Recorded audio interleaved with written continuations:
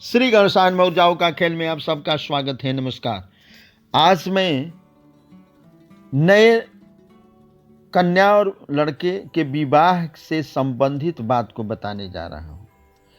आज कल की भाग दौड़ की जिंदगी में विवाह विधिवत अधिकांश जगह नहीं हो रहा है और आगे भी समय ऐसा आने वाला है कि पूरा पालन नहीं हो पाएगा, जिसका परिणाम समाज में देखने को मिल रहा है।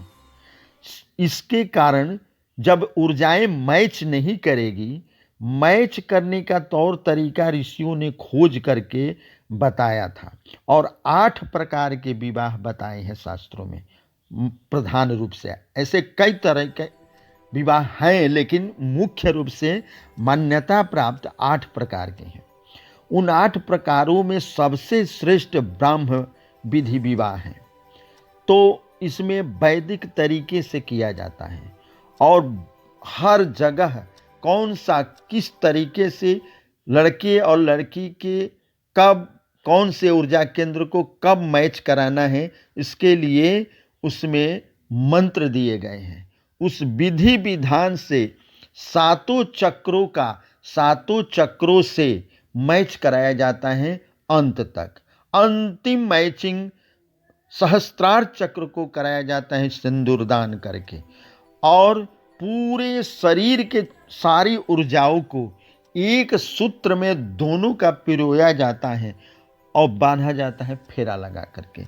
तो इस तरह से किया जाता है। तो उसमें से आज के भाग दौड़ के जिंदगी में संभव नहीं है पूरा पूर्ण करना।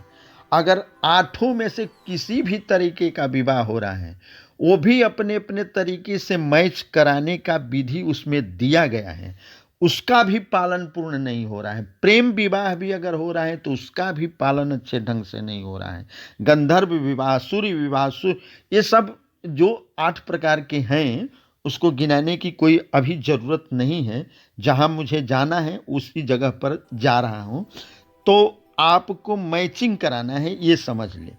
तो विवाह का पूरा विधि विधान प्रत्येक ऊर्जा चक्रों का जो प्रमुख है मैच कराना है, ताकि आने वाले जीवन में दोनों के संबंध प्रेम बना रहे। सासू और बहू का, माता पिता ससुर का संबंध बना रहे। जब मैच कर जाएगा उसके डीएनए से इसके डीएनए का, तो उसके परिवार में ये बधू जाएगी तो उनसे भी चिर परिचित होगी। ऊर्जाएं धारा प्रवाह एक दूसरे में आते जाते कोई डिस्टर्ब नहीं करेगा। ठीक, अगर आसुरी तरीके से ही विवाह हो रहा है तो दोनों का आसुरी ऊर्जाएं, निगेटिव ऊर्जाएं एक होना चाहिए ताकि सभी एक दिशा में चले। नहीं तो उसी में वही होगा जो प्रहलाद और उनके पिता के साथ हुआ था। तो इसलिए बहुत से उदाहरण शास्त्रों में भरा पड़ा है।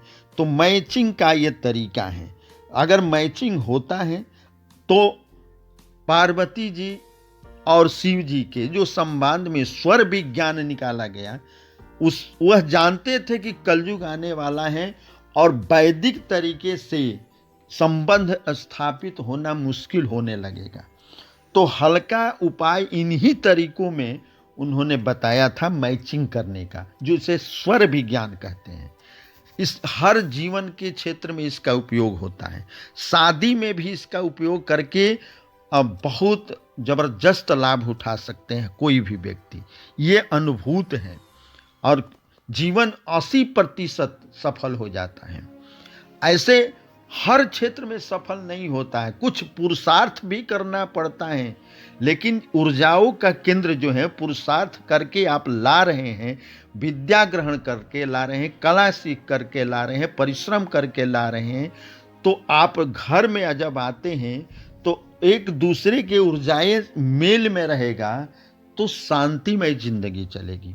इसलिए मैं इसके बारे में बताने जा रहा हूं कि आप विवाह कीजिए, शॉर्ट में कीजिए, संक्षेप में कीजिए या विधि विधान से कराइए, लेकिन 2 तरीके जरूर स्वर विज्ञान का अपनाइए। पहला तरीका है कि पुरुष जो हैं उनका दाहिना स्वर चलना चाहिए सिंदूरदान मांग में सिंदूर लगाते समय, और फेरा लगाते समय और गठजोड़ करते समय भी उनका दाहिना चलना चाहिए। और कन्या का हमेशा बायां चलना चाहिए। कम से कम सिंदूरदान के समय या माला डालने के समय, एक दूसरे के साथ माला जो गले में पहनाते हैं, और गठजोड़ के समय और फेरा लगाने के समय कन्या का दाहिना न चलना चाहिए, बायां चलना चाहिए। अगर ऐसा नहीं हो रहा है उस समय में, तो आचार्य को या स्वयं कन्या और वर जो ये मेरे वीडियो द्वारा जो शिक्षित हो जाएं, जान ले, तो ऐसा करना चाहिए पुरुषों को। तो करना क्या है कि अगर नहीं चल रहा है तो वहाँ तो इंतज़ार करेंगे नहीं, क्योंकि 54 मिनट लगभग 1 घंटा पौन घंटा में यह चेंज होता है। तब आपको हल्दी में रंगा हुआ पहले से रुई रखना चाहिए अथवा केसर में रंगा हुआ। अगर ऐसा न हो तो केवल सफ़ेद रुई में थोड़ा सा हल्दी लगा करके, एक बूंद जल डाल करके, और उसका उपयोग करना चाहिए। कन्या जो है अपने दाहिने नाक के छिद्र में लगा ले, और लड़का जो है वह अपने बाएं नाक के छिद्र में रुई को घुसा करके, और बस 20 सेकंड के अंदर में अब इधर से आना जाना अवरुद्ध हो जाएगा, आने जाने लगेगा, तो आप अपना कार्य संपन्न कर ले। बस इसको अपनाएं और 80% ऊर्जाओं को मैच कराकर जिंदगी को अच्छे ढंग से चलाएं। उसमें कोई तलाक नहीं होगा, संतान भी अनुकूल होंगे और बात मानने वाले होंगे।